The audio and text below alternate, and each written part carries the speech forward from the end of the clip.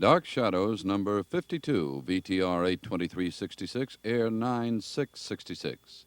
Take one.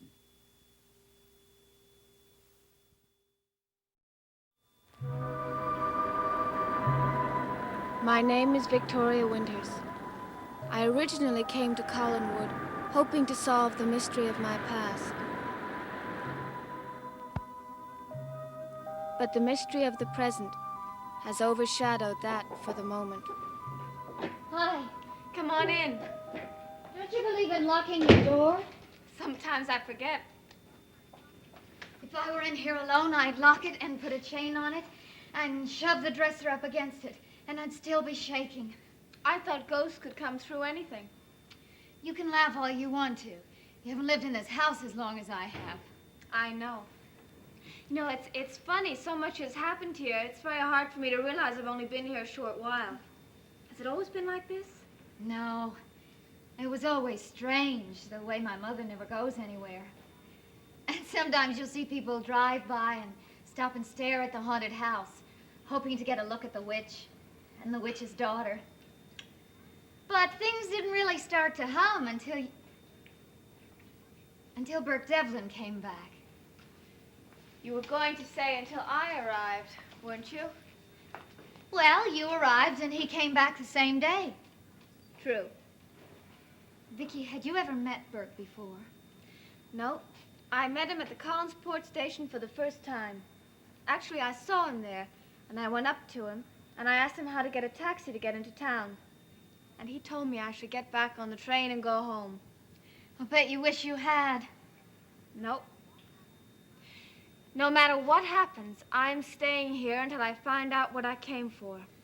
How can you stand it? Vicky, you can leave any time you want to. I can't.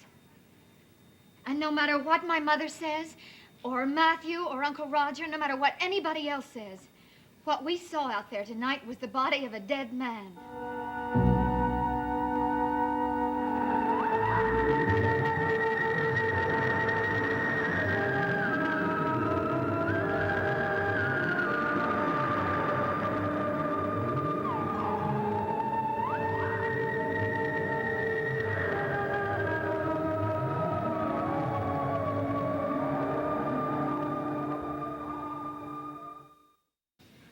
What we saw did look like the body of a dead man. Yes, it did. But Matthew said he walked up and down the shore and there wasn't anything there. But, Vicky, it could have been there and then been washed away again before Matthew went out to look. He didn't seem to think so. If the tide brought it in, then the tide could carry it out again. I don't know anything about tides. They're fierce along this coast. They come in very fast, but they go out just as fast. Fast enough to carry a body away? Sure. Especially down along this coast. That's why Mother would never let me swim here. Because of the tide and the undertow. She always said it was too dangerous. Well, then that might be it. If it was a dead man we saw. You just don't want to think it was, Vicky. I guess I don't. I wonder who he was. Maybe we'll never know. I'll bet we will. Somebody has to report him missing. There's only one person I know of that's missing from Collinsport. Well, he doesn't have to be from here. He could have been drowned way down the coast or fallen off a boat at sea. But it could be. No, it couldn't. You do think it was Mr. Malloy, don't you? Carolyn, all I've heard for the past 24 hours is where's Bill Malloy? I'd have known if it was. We could hardly see the body, much less recognize it. I still would have known. Bill Malloy is the closest thing to a father I ever had. It wasn't Bill. It couldn't have been. Of course. You're right. Well, I guess it'll just be one more ghost to add to our collection here. Don't be so morbid. Well, isn't that why ghosts haunt places? Because they're looking for something? Carolyn, there's no such thing as a ghost. You just wait until you've lived here a little bit longer. Then you'll change your... Did you hear that? What? I could have sworn I heard something.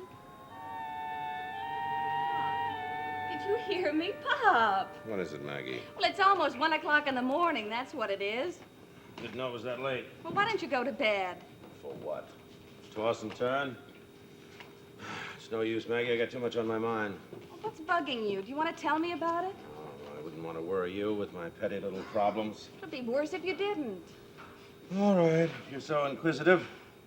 I'm worried about Bill Malloy. He's a big fellow. He can take care of himself. And normally, I'd say yes.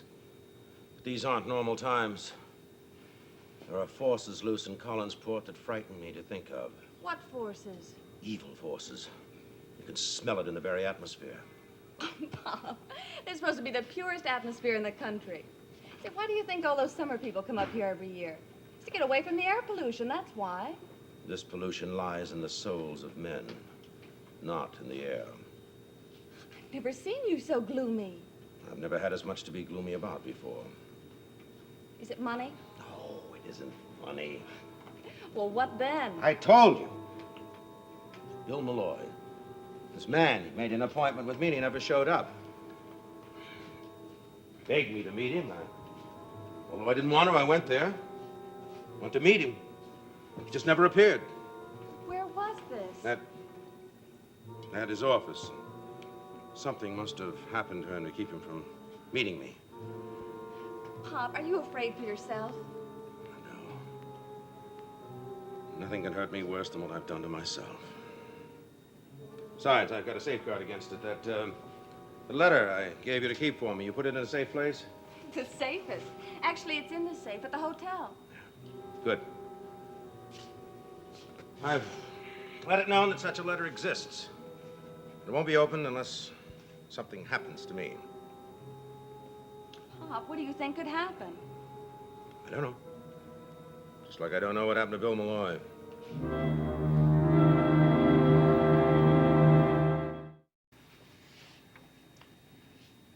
I heard it again.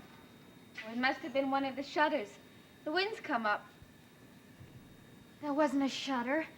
I know the sound every single shutter in this house makes. There it is again. Sounded like it came from the drawing room. Has your uncle come upstairs yet? Yes, I heard Mother and Uncle Roger come up not long after we did. Well, then it must have been David. Where are you going? Don't unlock the door. I'm going to catch a live little ghost.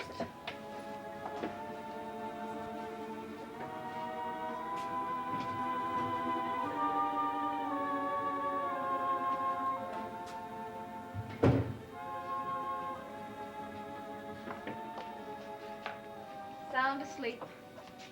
Poor David, he gets blamed for everything that happens in this house. That's usually right. It usually is David who's to blame. But if it wasn't David, then who was it? I don't know. Anyway, I'm not going to go into your mother's room or your Uncle Roger's room and ask them if they happen to knock over something downstairs.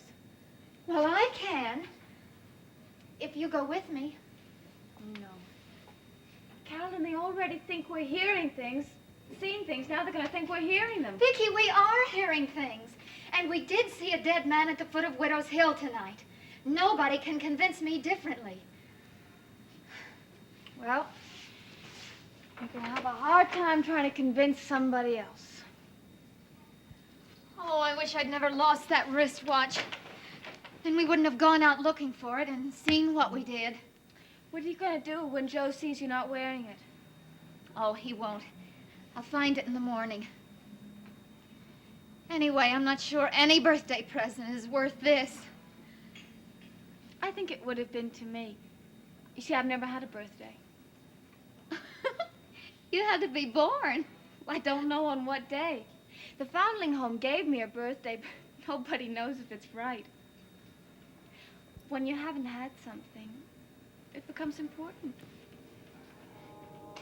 You're not doing yourself any good just sitting here and worrying. Now, why don't you go to bed? You can rest even if you can't sleep. Never mind me.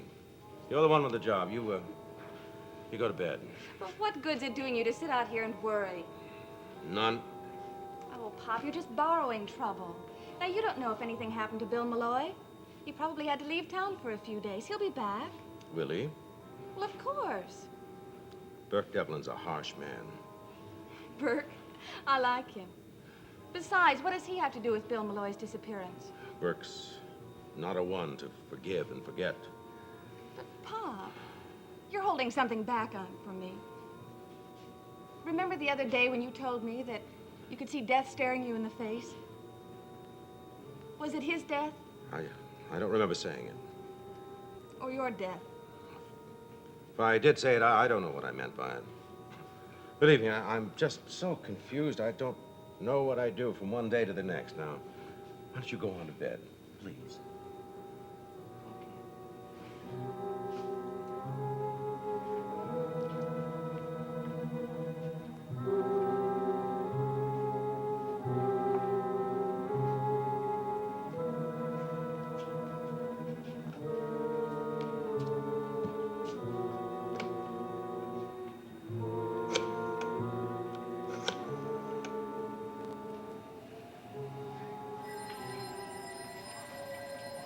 Telephone.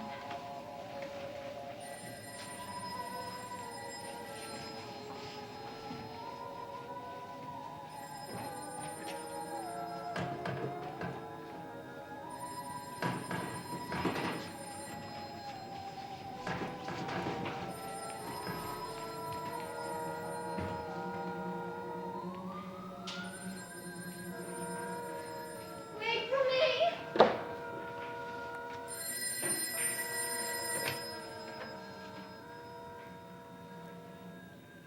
Collins. Who is it?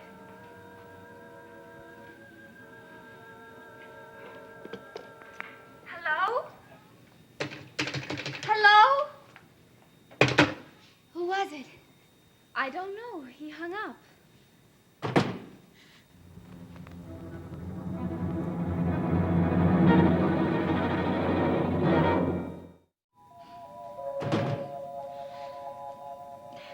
This is silly. I'm going in there to find out just what it is. I know there are no such things as ghosts, but suppose there are. Well, then I'll see something I've never seen before.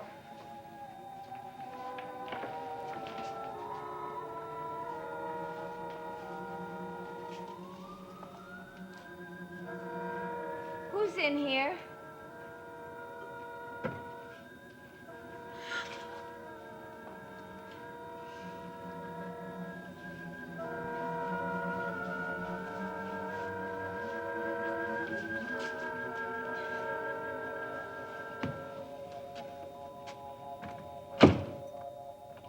Must have been the wind. Look.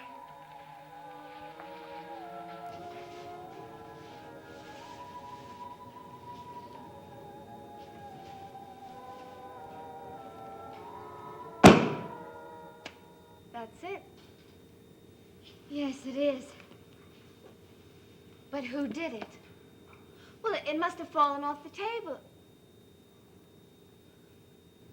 I guess it couldn't have gotten all the way over here, though. Not by itself. Now, do you believe what I was saying? No. There has to be a logical explanation. Yes. Maybe a cat got in the window and knocked it off. In all my life in this house, I have never seen a cat in here. Anyway, a cat couldn't get the book from that table to here. It's very heavy. You're right. So if it isn't a logical explanation, there's only one other possible explanation, and I don't even like to think about that one. Vicky, please, let's go back upstairs. I feel a lot safer there. At least we can lock the door.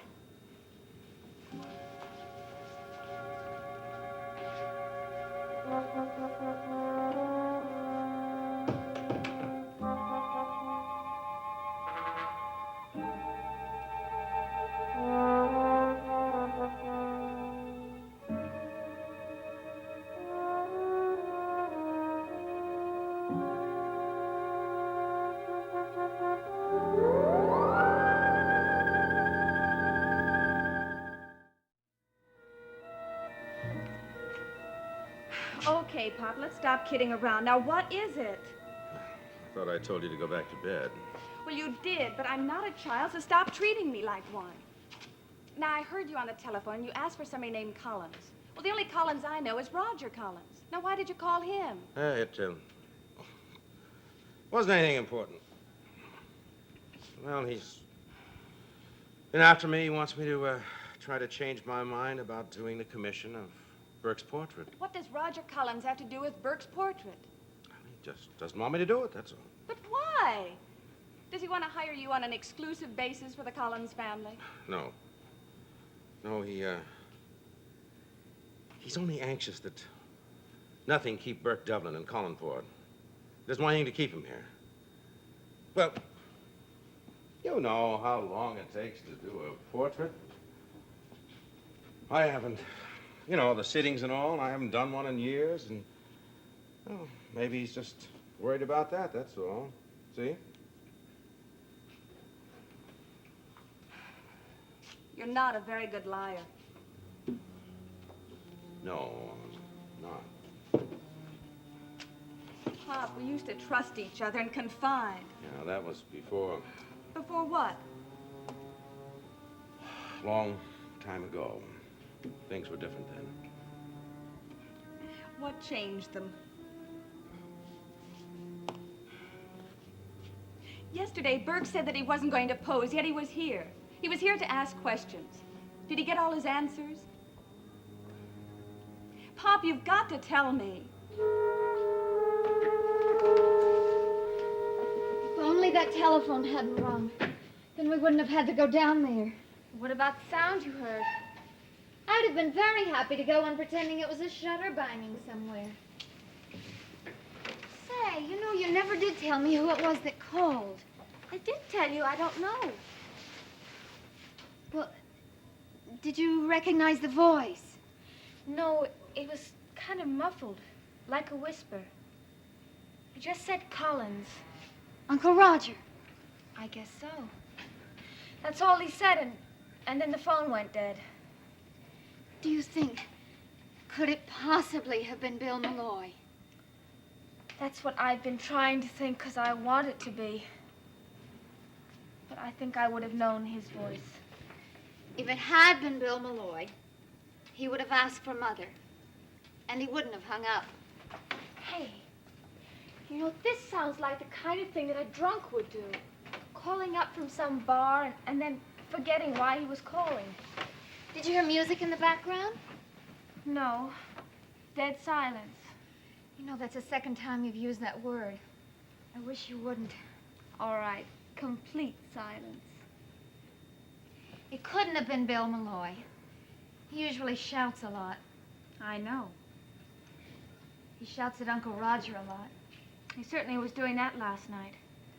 Oh, don't let that scare you. He's a softy under those whiskers. He's really soft as far as Mother's concerned. You know, I think he's always had a crush on her. Why shouldn't he? What I mean is, that's why it's so strange he hasn't called. It's not like him to do anything to hurt her or even to make her worry. He's really a very nice man. You're not the only one that thinks that. Burke Devlin was here earlier today asking about him. Why didn't you tell me Burke was here? Because he came to see your uncle. Well, as long as he didn't come just to see you. No, he had a lot of other things on his mind. You know, I think he's very anxious about Mr. Malloy. Old chin whiskers. I wonder where he is right now. Then where is Bill Malloy? I wish I knew, Maggie. I wish he were right in this room. There's so many things I want to ask him. Not nearly so many things as he wants to ask you. What do you mean by that? Well, he practically put me through the 3rd degree yesterday. What'd he say? Well, he seemed to think that you had some important information. What did he say? What kind of information? No, that's what I've been waiting for you to tell me.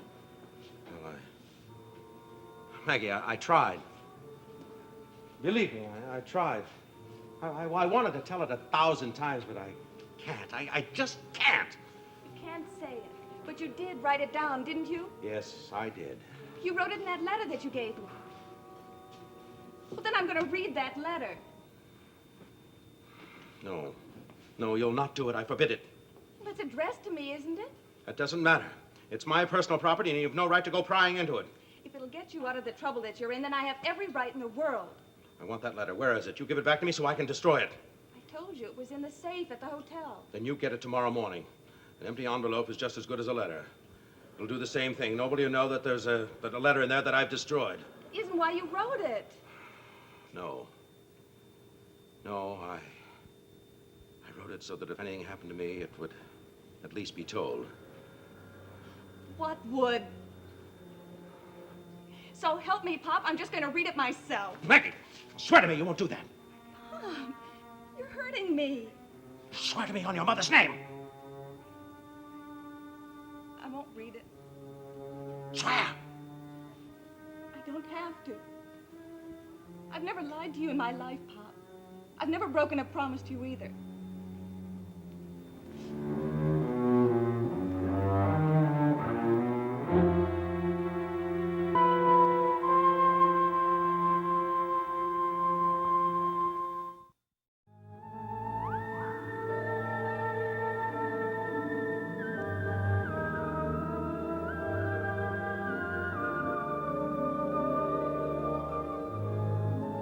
Phyllis Diller stars in the zany comedy The Proets of Southampton, advance premiere tonight, in color on ABC. Dark Shadows is a Dan Curtis production.